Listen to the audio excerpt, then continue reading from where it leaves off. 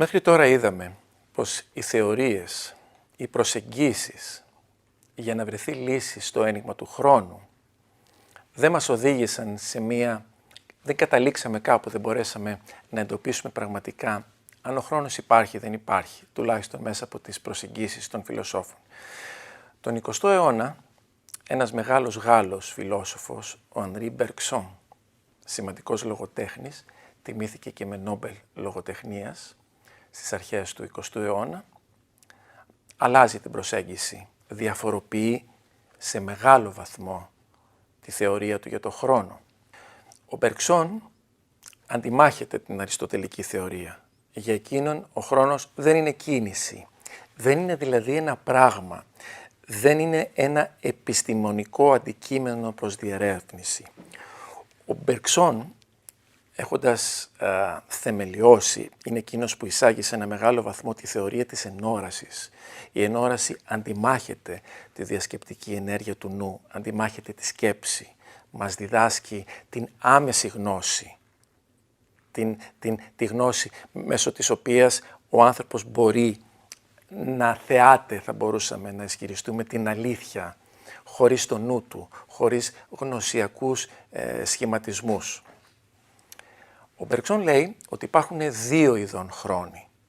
Ο πρώτος χρόνος είναι ο γνωστός, ο πραγματικός, ο χρόνος που ρέει. Ο χρόνος αυτός είναι επιστημονικός χρόνος.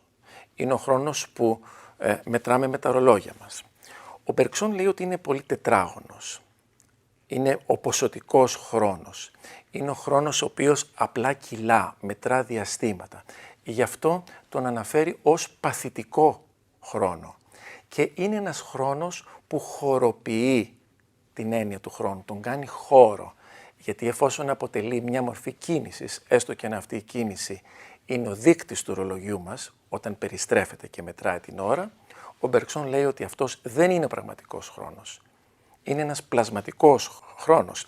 Εξάλλου, οι εικασίες για το χρόνο και την κίνηση, όπως είδαμε μέχρι τώρα, είναι ευεπίφορες σε συνεχείς ανατροπές, σε λάθη, σε αυθαιρεσίες, σε ατοπήματα.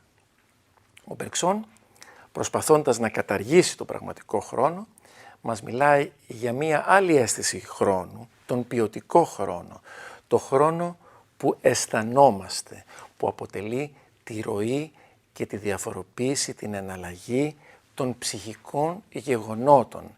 Έτσι, κατά τον Μπεργκσόν, όλα τα συναισθήματα που υπάρχουν μέσα μας, όλες οι εναλλαγές των αισθημάτων μας, κάθε στιγμή στη ζωή μας, όταν εισδύουν το ένα μέσα στο άλλο, όταν περιστρέφονται, όταν μπλέκονται μεταξύ τους, μας δίνουν μια καινούρια αίσθηση του χρόνου που μέσα από αυτή αναδύεται η πραγματικότητα, η οποία δεν έχει να κάνει πια με την κίνηση, με τους αριθμούς, με τα διαστήματα, αλλά έχει να κάνει με τη διάρκεια, το duration, τη διάρκεια όπως έλεγε, τη διάρκεια των ψυχικών γεγονότων που διαστέλουν και συστέλουν το χρόνο, ανάλογα με την ψυχική μας κατάσταση.